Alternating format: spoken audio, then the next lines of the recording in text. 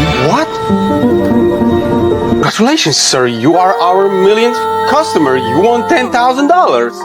Congrats! You're the lucky one! मैं अपना इनाम लेने के लिए बहुत उत्साहित था, लेकिन क्लर्क के इरादे खराब थे। उसने कहा कि मेरे साथ चलो, मैं पैसे दिलवा दूंगा, लेकिन वह मुझे सीधे दुकान के पीछे वाले दरवाजे पर ले गया। जैसे ही मुझे शक हुआ कि कुछ गड़बड़ है, उसने अपना असली रंग दिखा दिया। वह मेरा मजाक उड़ाने लगा और बोला कि मैं इस इनाम के लायक नहीं हूँ। जब मैंने बहस की तो उसने $50 निकालकर मुझे भगाने की कोशिश की, लेकिन उसे नहीं पता था कि मैं बदला लेने वाला हूँ। धोखा खाने के बाद मैं सड़क पर उदास घूम रहा था। तभी मेरी नजर एक दुकान में रखे सूट पर पड़ी। मेरे दिमाग में एक चालाक प्लान आया। अगले दिन मैं उसी सुपरमार्केट में एक शानदार सूट पहनकर वापस गया। मेरी नई शक्ल देखकर क्लर्क मुझे पहचान नहीं पाया। मैंने झूठ बोला कि मैं एक अखबार का रिपोर्टर हूँ और मैं खबर बनाने आया हूँ कि कल किसी ने $1 लाख जीते हैं। यह सुनकर क्लर्क ने सब कुछ नकार दिया। You know, my colleague is interviewing this homeless man as we speak.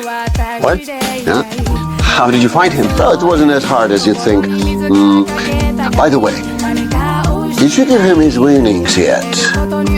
Not yet. Oh, yeah. Maybe I can give the winnings to you. And you can give it to him? Huh? Clerk ने तो यह भी कहा कि वह मुझे कुछ extra पैसे देगा ताकि मेरी रिपोर्ट और अच्छी लगे। यह सुनकर मैं बहुत खुश हुआ, लेकिन मेरी एक गलती हो गई। मेरा सोने का दांत गोल्ड टूथ दिख गया। क्लर्क ने तुरंत पहचान लिया कि मैं वही बेघर आदमी हूँ, लेकिन उसने तुरंत कुछ नहीं कहा।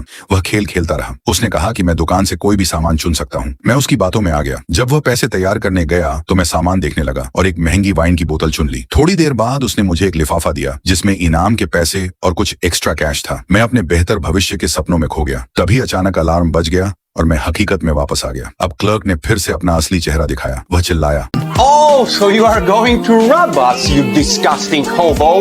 What? What do you mean? You almost made it if it weren't for your tooth, buddy.